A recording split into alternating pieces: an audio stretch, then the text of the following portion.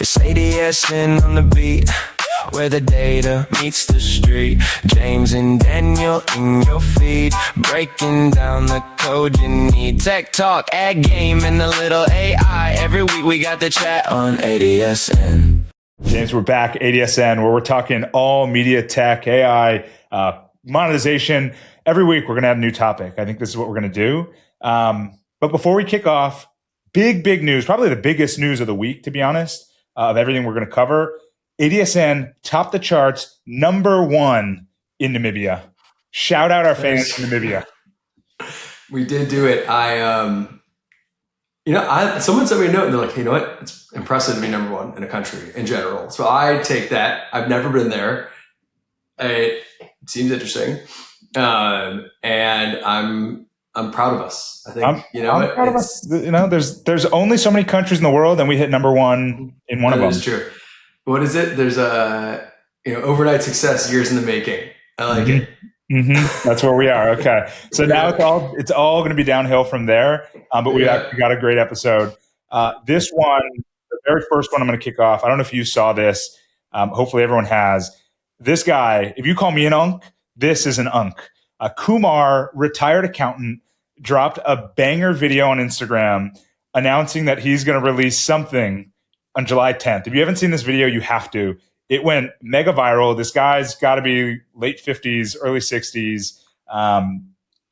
Picked up 300,000 followers overnight.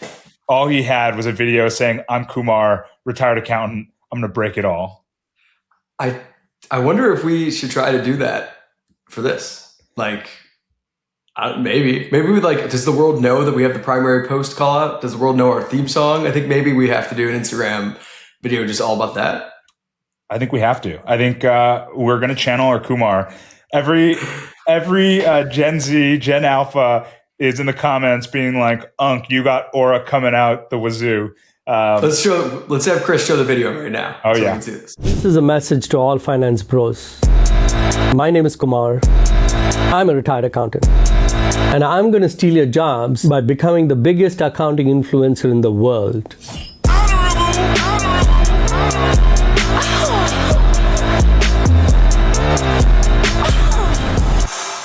My husband wants to be famous, so please follow him.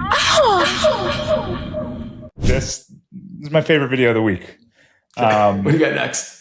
What do I got next? All right, we'll get into some real stuff. Alphabet announced that they're doing a capital raise. The last time they did a capital raise like this was in, I think, 2004, 2006 timeframe. They're raising $80 billion, $10 billion coming from Berkshire. And Rohan Paul kind of breaks it down where he's very bullish on the news. It shows, again, the limiting factor is no longer demand, models, or products, but compute supply. And this is where they're raising and where those funds are going to go, into compute, into building out those kind of data centers, AI centers, and getting them ready for the future, hardening for battle in the future.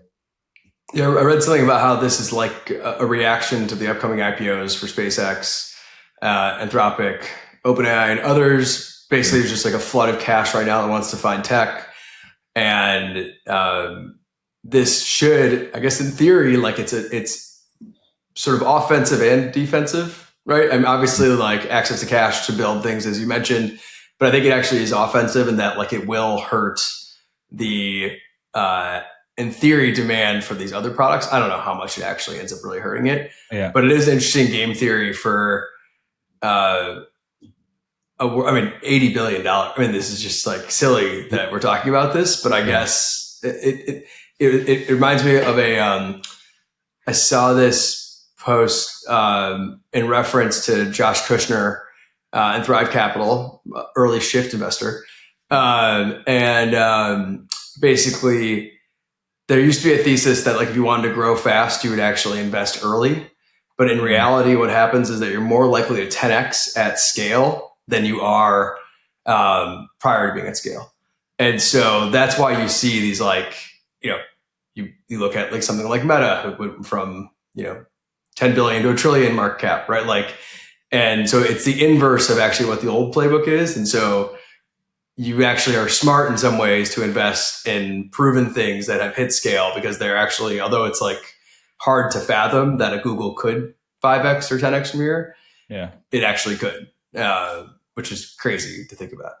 Yeah. I didn't think about the defensive, or I guess the offensive angle of sucking capital out of the system, especially in now there are interest rates, right? This isn't a ZERP environment. And if you suck $80 billion out of a capital market and Meta sucks another 50 billion out, and you have, 4 or 5 of these, you're right. I mean, that's $500 billion that can't get allocated to SpaceX or Anthropic's, $1 trillion companies that are going to hurt you. Yeah. So it is really, I hadn't thought about that, but the game theory of it is pretty interesting. I know, if they can get, obviously we have a Fed chair now, and you just think about, like, if this is happening now, what happens if rates actually do get cut? Like, it's going to be just madness. Yeah. And I think it will happen. I actually think that, like, I'm pretty bullish that does happen over time, but not financial advice. But it's just, I can't imagine what the animal spirits that come out if this is what's happening right now. Well, it's an interesting time. I think everybody listening to this podcast, this is the SpaceX IPO is like the new Bitcoin. Like, you go to any dinner party, you walk down the street, people are just talking about SpaceX IPO, the millionaires it's going to mint, how they're going to get in, how much they're going to allocate. It is Manhattan Beach, where I am right now, has a lot of SpaceX people. It is, it is absolutely the new Bitcoin. Like, I everywhere you go, you kind of hear whispers of it. And I do think that the South Bay real estate market, I tweeted about this. This is incredibly niche, but I think it's going to go nuts. There's like 2 places that are going to go nuts.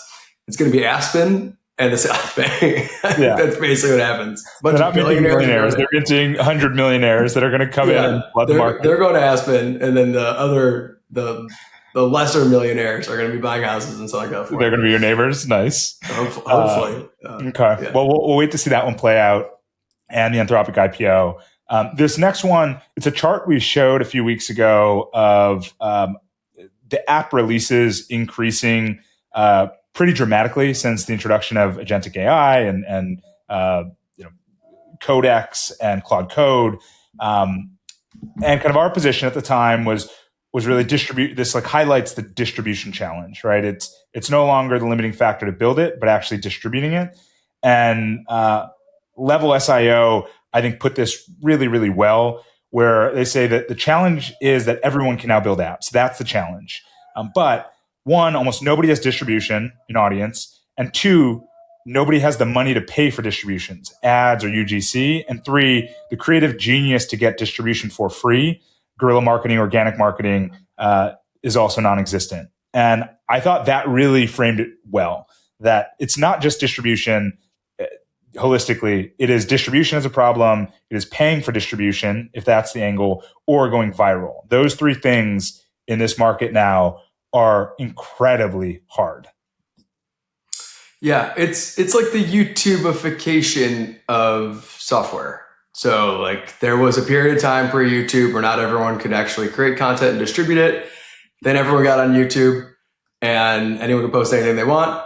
And then there ended up being people like Mr. Beast who like figured it out and like made it like their life's work to like figure out the system. That's basically, I think, what's happening with software. And I was playing around with Codex last night, actually. I'm like trying to give Codex a shot versus Claude Code. And it just got me thinking, so like, it's so funny to me how much, especially ChatGPT, is like Facebook, like blue app Facebook to me. It's like they give me tools to build apps basically inside of ChatGPT, and then I'll buy ads to promote those applications. Like that is the playbook that they're going to run, and it makes a ton of sense. And so the fact that you can build anything, I think, is going to continue to be a quote unquote problem. I think what you'll find is that you'll go to new distribution platforms to get it. So ChatGPT to me, like the ChatGPT App Store or like the connectors on Anthropic, those are going to be the place that you go and get that distribution. So it's it's going to be good for the ads model. There's obviously a huge amount of ads business that come out of it. Mm-hmm. I think the thing that people are missing about why ChatGPT and Claude can be so big is that like you just building an app for the App Store is A, very hard. And then B, like these things can anoint distribution. Like if you were around during Facebook, when Facebook had a Facebook Open Graph and Spotify started, that was like the beginning of Spotify. I don't know if you remember that. You listen to a song and you could see what everyone was listening. Yeah. But like they anointed winners. And Farmville was another example of that. There is a huge opportunity for people to vibe code solutions and get these new AI platforms to anoint you as the winner. And so I think that's going to be the sort of Mr. Beast to YouTube hack, right? Like he went to Mr. Beast. I don't know why I'm on this Mr. Beast analogy, but he was like, he had a lot of platform risk in theory, right? And like he embraced it. And I think people who embrace the platform risk right now are going to benefit massively for the next few years. Yeah. And actually it's Mr. Beast is a great segue. We didn't plan this, but it's a great segue. On a sidebar real quick on Mr. Beast, he's going on a tour right now. He just went viral again on a podcast because he basically said he figured out the algorithm. He feels so confident in his ability to hack the YouTube algorithm that he could start a faceless channel tomorrow, and he's hyper confident that in 6 months he'd have 20 million subscribers. That he knows it so well, and I believe it. I mean, he's totally demonstrated it. It's why I think that people, again, this like thesis hasn't played out yet, but I think it will. It's why I think everyone right now like trying to like hack ChatGPT to drive traffic to their website. Yeah. Is actually kind of dumb. I think you kind of have to just embrace the fact that your product is going to live inside chat. Like that is all the incentives are lined up for them for that. It is what every major platform ends up doing, right? Like, sure, maybe you can embed your thing eventually somewhere else, but I think people need to figure out how to create native applications in these things. And whoever figures that out, I think is going to not be like Mr. Beast level rich, but I think that very good things will happen. Yeah. You buy that argument? I do. I think it's a little different because Mr. Beast is a personal brand. He's a creator. And I think it's much easier to port over audiences that are connected to you than a product or brand, because the switching costs are so much higher that you can't go from Mr. Beast to somebody else and get the same thing. I buy it from the chat thing. And I think I'm coming around now to what you're saying is that's why you have to embrace ChatGPT. Like your audience is no longer portable. There's a substitute for you in that market. I think your brand can be though. I think where people, I use the Spotify one as the best example I ever saw, which is like that brand was built on Facebook, but it was like such an iconic brand that it was able to slowly move you back home to Spotify. Yeah. Right. Yeah. And then they so they kind of embraced platform risk, but then figured it out. Yeah. Farmville, for example, couldn't do that. Opposite. Right. Yeah. Yeah. And so it's like, it's interesting to see, but I'm curious to know why or how Spotify was able to do it or not. Part of it may be, I think, that there was an alliance between Spotify and Facebook that enabled that from a cap table perspective, investors and everything like that. But whatever. And so, yeah, it's going to be really interesting. It's like, It's also, like, you think about it, music probably wasn't taking away clicks from Facebook. Zynga was actively taking attention away from Facebook. Like you can do music and scroll. There's a screen time. Yeah. You're not playing a game and scrolling. Yeah. But on the Mr. Beast thing, I think this next one we have, shout out to our sponsor Beehive, because Tyler, the CEO of Beehive, has been shouting this over the last several months. And it's one of the big reasons we're on Beehive when we chose a platform. But Letterland Live opened a discussion recently asking, is Substack becoming a platform landlord? And Brian Morris, he pointed out Substack is increasingly app walling content, forcing readers into their app ecosystem to finish reading posts. So you have to install the app. You can subscribe to other things. They push other things in front of you while you're reading. And you're starting to see this bifurcation where Beehive, their position is own your audience. always have access to your audience. You can port your audience. We're not pushing your audience into other things. This is not our app. This is your newsletter. Whereas Substack's taking a much different route, saying we're going to treat it like an app ecosystem. You are one app in our ecosystem, and it's for the betterment of everyone if we push it in this way. And I think going back to Mr. Beast, I think eventually, right, he leaned into YouTube where the audience wasn't portable, but then he got so big that he could move that audience around if he wanted to. And we've seen it with his chocolate bars, his hamburgers, his shows. Like the audience follows him, or at least a subset.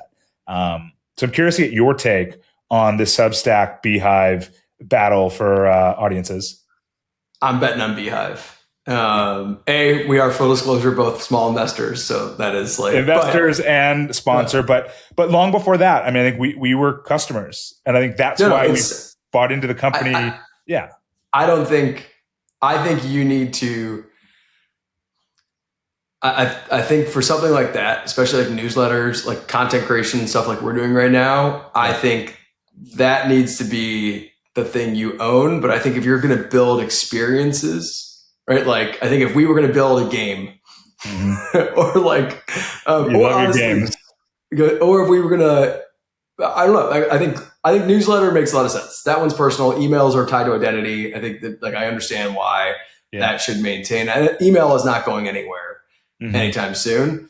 But I think, like, if you just use back to that ChatGPT analogy, like, ChatGPT is going to launch they'll launch a product. They'll call it like Pages. Facebook had it. And there'll be some version of that where you can start to write things and they can be discoverable inside the ChatGPT app because it'll represent more screen time than dwell time for them.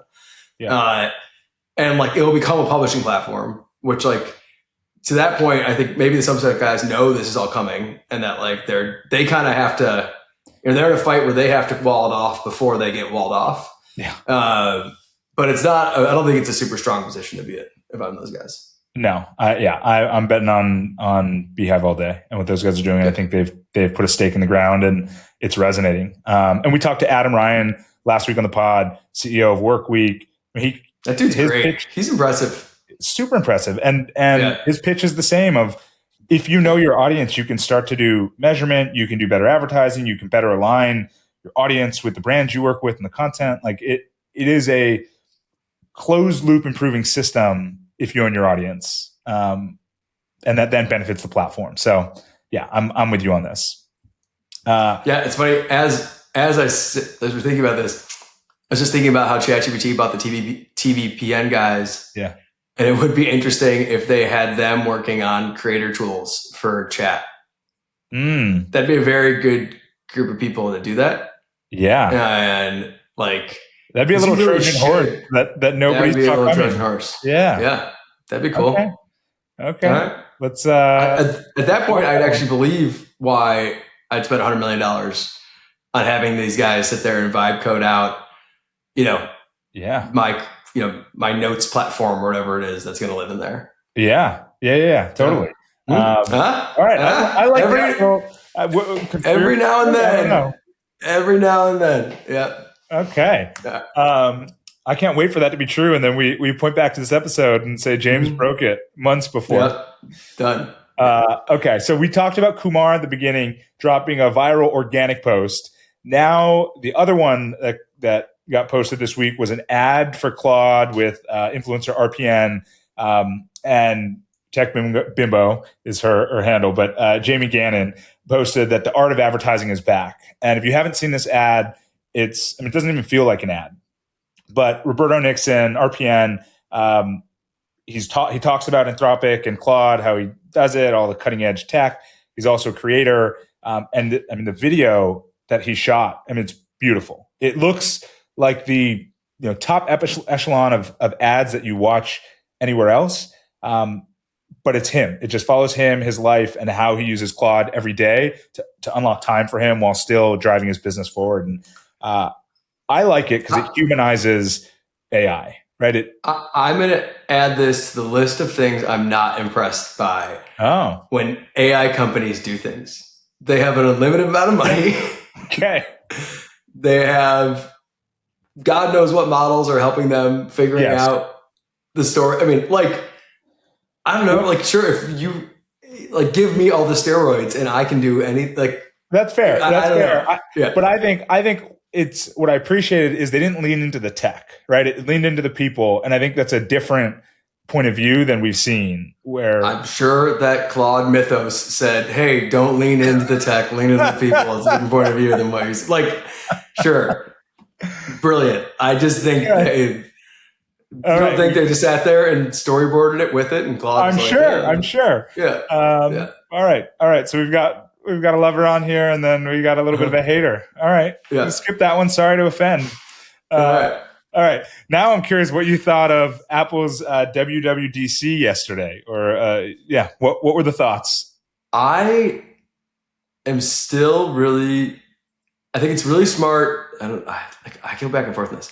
I guess it's smart that like they're betting on the AI being commoditized, and therefore you don't have to have this CapEx business to do all of it, and that you can keep making money off of hardware. I still, and like, you know, we talked about this last or a couple episodes ago. Like I switched from Siri to Alexa right? Throughout my house. Alexa Plus, which is clearly just built on top of Anthropic, and it's great, very good, works wonderful. But I don't know, like just like Siri's going to be like as good as Alexa Plus, and then like this, and then like now we're in this device fight of like which, I don't know, like Meta's going to make a pendant, specs, you know, like snap leather glasses. I know it's like the dark horse, but like OpenAI is going to launch hardware. Like I feel like Apple's putting themselves in such a hardware manufacturing box. And like you do see companies, I mean, Tesla is the best example, right? Like, and SpaceX, like I would, if you're going to have like a head-on battle of who's going to win a hardware fight, I'm probably taking XAI and SpaceX on making the next gen phone tied to Starlink. Yeah. Right. Like if they have a phone that's as good as an iPhone, then, and it's got access to Starlink, and it's got, you know, access to Grok, that thing is pretty good. Yeah. You know? Yeah. So I don't know. It feels like there's in this little sitting duck. Going back to what you're saying about AI companies, though, I mean, you know, Apple is the richest company on earth, so they could do something really interesting overnight. I mean, obviously, SpaceX is going to make a lot of money when they go public and be over $1 trillion.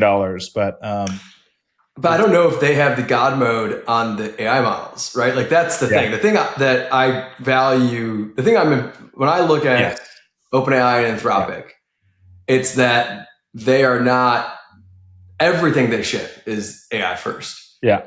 And so you can see the velocity. And so like, I would be, if I were Apple and Elon gets serious about a phone, I would be a little worried that I may have gotten a little cute on this AI thing.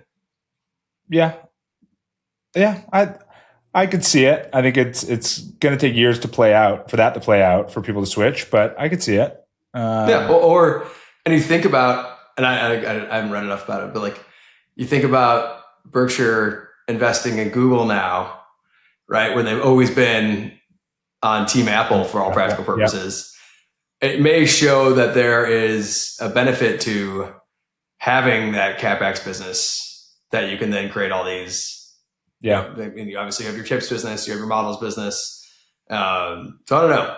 I've decided actually, I've like, first of all, I'm definitely getting like the Tesla phone. It's going to be incredible, whatever it is. And I think Apple is getting a little cute with this thing. Not on my 2026 bingo card for you to be Alexa Plus and Tesla phone. I mean, the Tesla phone's not that surprising. Yeah, fair enough. All right. I do like that car. Yeah. All right. We're going to move back then to ads. This one coming from Brian Baumgartner, who's at Northbeam, one of the bigger measurement companies working in e-commerce. They did a really interesting evaluation of creative on Meta and the number of ads per ad account. And what they found was, I mean, not shocking, but there's a very small percentage, 1.4% of ad accounts that make up 36% of creative on Meta. And so we're talking over 1,000 ads per ad account, where the vast majority are, 100 plus or even less than 100 ads per ad account. And so what I think we've talked about and what they're pointing out, what we found, what we're seeing is, creative is everything, right? And so the companies, I'd be willing to bet that there's a high correlation of the companies doing over 1,000 ads are the ones performing best on Meta because they've cracked it, right? They know exactly what creatives are driving to what outcomes, and they're constantly testing versus let's put 100 in and drive the budgets. I think like any of these things that are algorithm reliant, including Mr. Beast probably, is you have to throw a lot of shit at the wall. Yeah. And they're all data points. Even this podcast, which like it's probably a bad thing to say to people who are listening right now, but like part of like when you start making a podcast, part of like the thing you have to realize is that like if it's a shitty episode, it's okay because no one will see it inherently, and like it will not get reach. And so it's the same thing with your ads. If you have like a bad piece of creative, you shouldn't be nervous about it, except for Namibia or that maggot example from Chewy. Yes. But like inherently though, what it tells you is that you should have no fear in creating these ads or content because inherently the bad ones will not be seen and therefore the good ones will be. So we can report back on if this is a good or bad one. I don't know. This conversation probably has a lot of drop off on this one, but we're only doing one week. I don't know. Does it mean we got to do 1,000 a month? I don't know that we've got that in us. Probably. If we worked at Anthropic, we could just have little clones. All right, Anthropic. We've got a sponsor logo waiting for you, or a sponsor placement waiting for you. Reach out. RFP. A little Claude star right over your head. Yeah. Okay. That one was a more fun one. And then closing us out before we get the primary post, this one coming from Zara Zhang. I really liked it, where she goes on to say, if you've adopted AI at your company but haven't seen any tangible results, she posted a 1990 article called The Dynamo and the Computer by Paul David, all talking about when electricity first arrived, factories that adopted it didn't really get faster.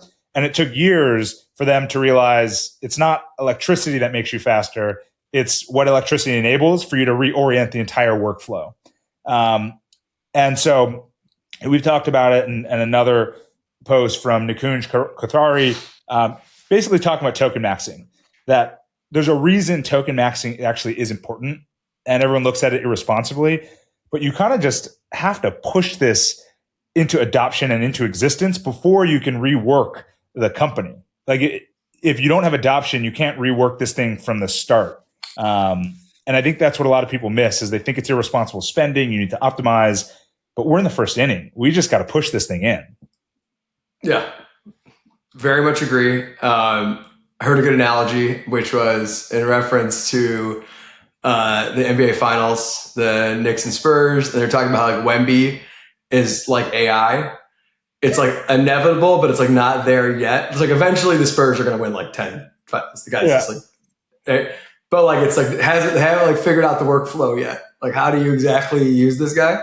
And although they won, but he's like a Sonnet. He's Sonnet 4.6. We're waiting for him to get open. We got to figure out this, but it's like clearly AGI is going to come, and that's sort of like this, where I'm sure like I bet you had a bunch of people when electricity came out, and there was like some like young whippersnappers that were like trying to get their bosses to like rethink how much easier it'd be if we just use and they're like, I mean this is the most disruptive thing in the world. And it also breaks, if not everyone is using AI, it breaks. Like it's so weird if you have like half your team that's sort of AI pilled and the other half is not. It's like you guys are like operating in different worlds. And I've had like some, companies that I advise for like tell me just like anecdotes still like, it's just like the people who don't use AI are just like so impressed by the ones who do. And like the people who do use it are like,